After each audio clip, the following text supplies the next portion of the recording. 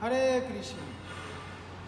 তো আমরা আজকে দেখব কিভাবে জপমালায় ভগবানের নাম জপ করতে হয়। তো আপনারা দেখতে পাচ্ছেন আমার হাতে যে জপমালাটি রয়েছে, এখানে দুটি সারি রয়েছে, একটি মোটা সারি, একটি চিকন সারি।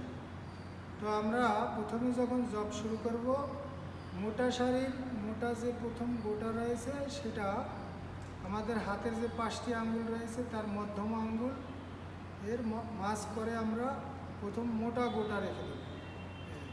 এরপরে বিদ্যম আঙ্গুল দিয়ে চেপে ধরব। এরপরে আমরা পঞ্চতত্ত্ব মহামন্ত্র জপ করব। জয় শ্রীকৃষ্ণ চৈতন্য প্রভু নিত্যানন্দ শ্রী অদ্বৈত গদাধর শিবাসাদি গৌর ভক্তবৃন্দ। হরে কৃষ্ণ কৃষ্ণ কৃষ্ণ হরে হরে, হরে রাম রাম রাম হরে হরে। তো আমরা যে পঞ্চতত্ত্ব মহামন্ত্র বলেছি ওটা আমরা শুধু প্রথম গোটায় বলবো, তারপরের যে গোটাগুলো এগুলোতে আমরা পঞ্চতত্ত্ব মহামন্ত্র বলবো না, শুধু হরে কৃষ্ণ মহামন্ত্র বলবো। হরে কৃষ্ণ কৃষ্ণ কৃষ্ণ হরে হরে, হরে রাম রাম রাম হরে হরে।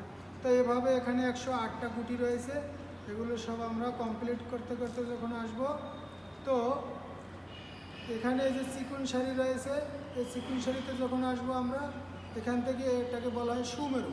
এই সুমেরুর উপরে আমরা এভাবে আসব, এখান থেকে আমরা একটু ঘুরিয়ে নেব। আমি কীভাবে ঘুরাচ্ছি আপনারা দর্শন করুন। এভাবে একটু ঘুরিয়ে নেব এরপরে আবার আমরা এই চিকন মালা থেকে শুরু করব। তো জয় শ্রীকৃষ্ণ চৈতন্য প্রভু নিত্যানন্দ শ্রী অদ্বৈত গদাধর শিবাসাদি গৌর ভক্তবৃন্দ। হরে কৃষ্ণ কৃষ্ণ কৃষ্ণ হরে হরে, হরে রাম রাম রাম হরে হরে। এরপরের গোটায় আর আমরা পঞ্চতত্ত্ব মহামন্ত্র বলবো না, শুধু হরে কৃষ্ণ মহামন্ত্র বলবো।